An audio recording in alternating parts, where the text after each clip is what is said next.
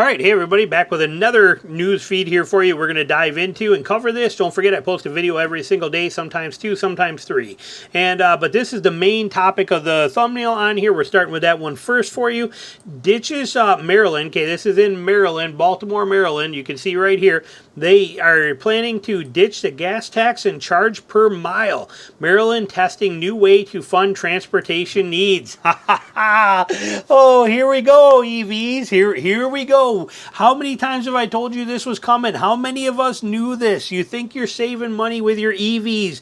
You think it's going to be all that much better. As soon as the government doesn't get their cut of money that you think you're getting away with your EVs, they're going to find a way to get it from your EVs. They're telling you it is happening here. It is here right now. So, faced with a $3.3 billion transportation budget shortfall in the state of Maryland, Maryland Department of Transportation has had to make tough funding choices. State leaders scramble to balance the deficit by pausing certain improvement projects and raising registration fees. They're also considering new ways of collecting revenue from the drivers. Okay, so apparently all this push for EV means that they don't get the money from the gas tax, which means now you got an EV tax, okay? You're getting higher registrations, you get all these things, plus you got to pay to charge it, plus you're going to have to pay per mile to drive it, plus this is what it was all about.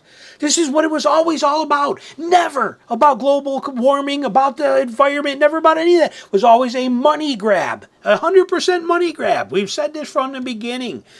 Oh, and not to mention the money you lose on the EVs. It just blows my mind.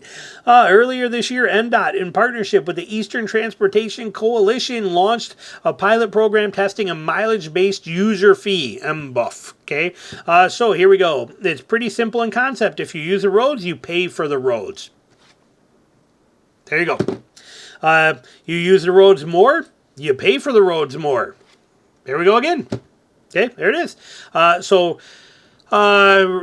really it's creating a link between use and payment and getting away from the fuel taxes being a way to fund transportation.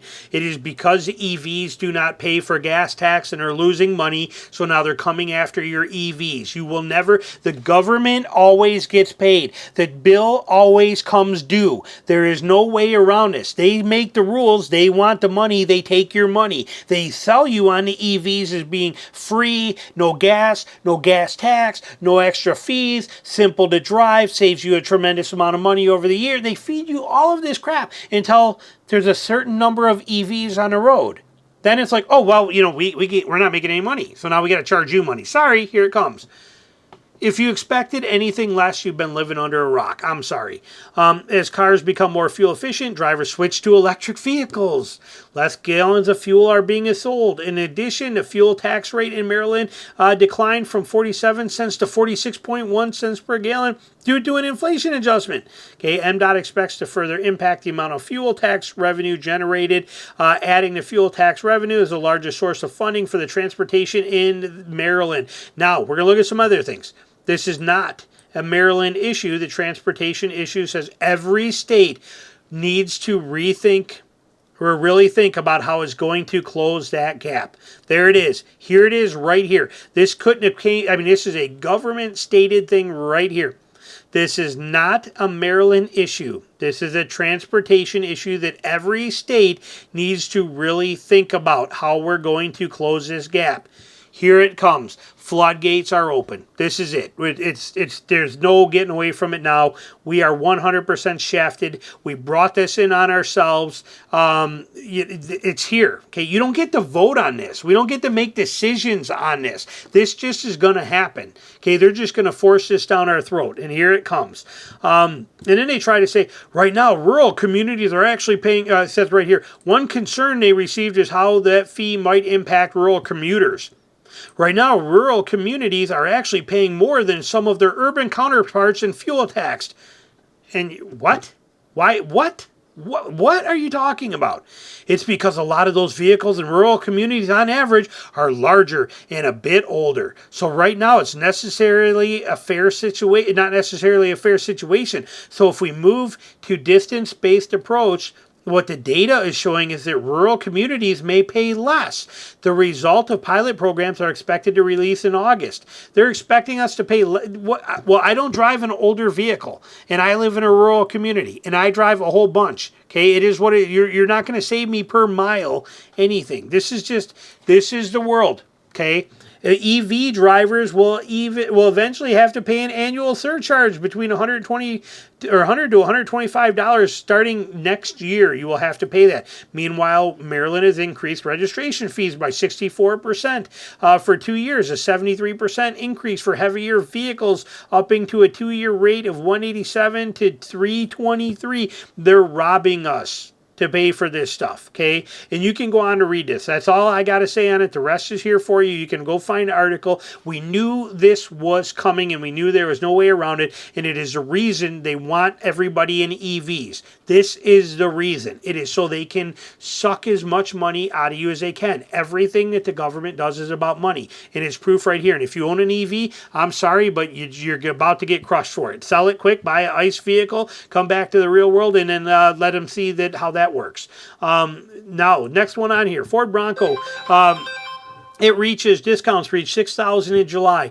That's great, but listen, forget what you're reading on this kind of stuff, okay? These are Ford's direct offers, and this stuff means absolutely nothing. I've talked about these before. You want to buy a Bronco? Do it the right way. Search it like I show you in all my other videos where I show you 8,000 off MSRP, 16,000 off MSRP, 23,000 off MSRP. Do what I teach you in those videos, how I show you how to do that. You will find a deal, $6,000 off. And they're saying it's $6,000 on 23 Bronco Raptor major price cut of $6,000, but they're only giving $2,000 off on the other ones. No offense to this kind of stuff. My buddy, he just bought his Raptor Ranger and he got like 23 or 24% off of MSRP. It's like $16,000 off on his Raptor, on his Bronco Raptor. Like I said, there's deals out there. Learn to do them, but don't be fooled by whatever incentives that you see each company putting out.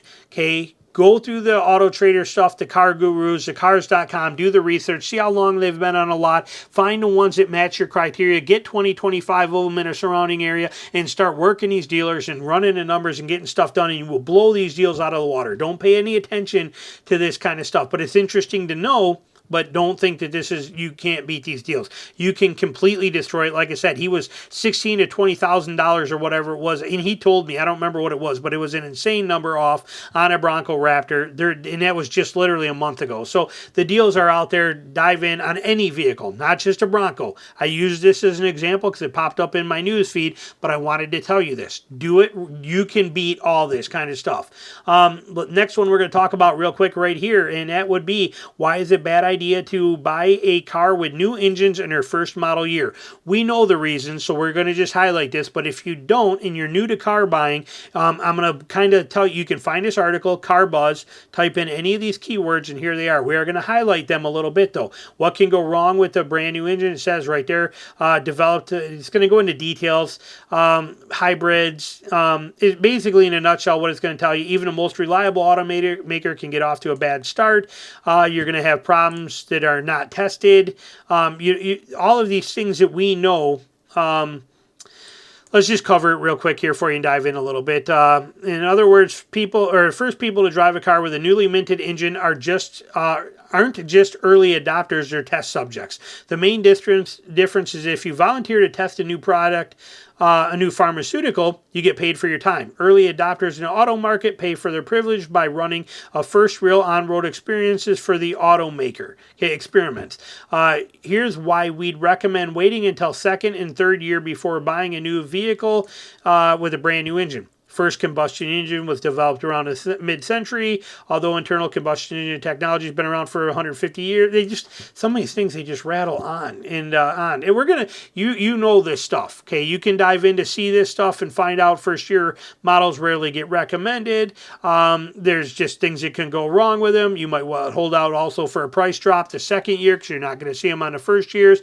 These are the reasons. Basically, it boils down to, it's not going to be reliable. You're going to be a test subject for the vehicle. article. A lot of things are going to go wrong. There's going to be a lot of little changes that happen in the next couple of years afterwards that are improvements, and a lot of wins there, and you're going to get a better deal on it, and it's probably going to have better resale value in a nutshell. But it is here for you if you want to read the article. Comments down below, put them there for me. I love seeing them. I answer every one of them whenever I can, and thanks for watching.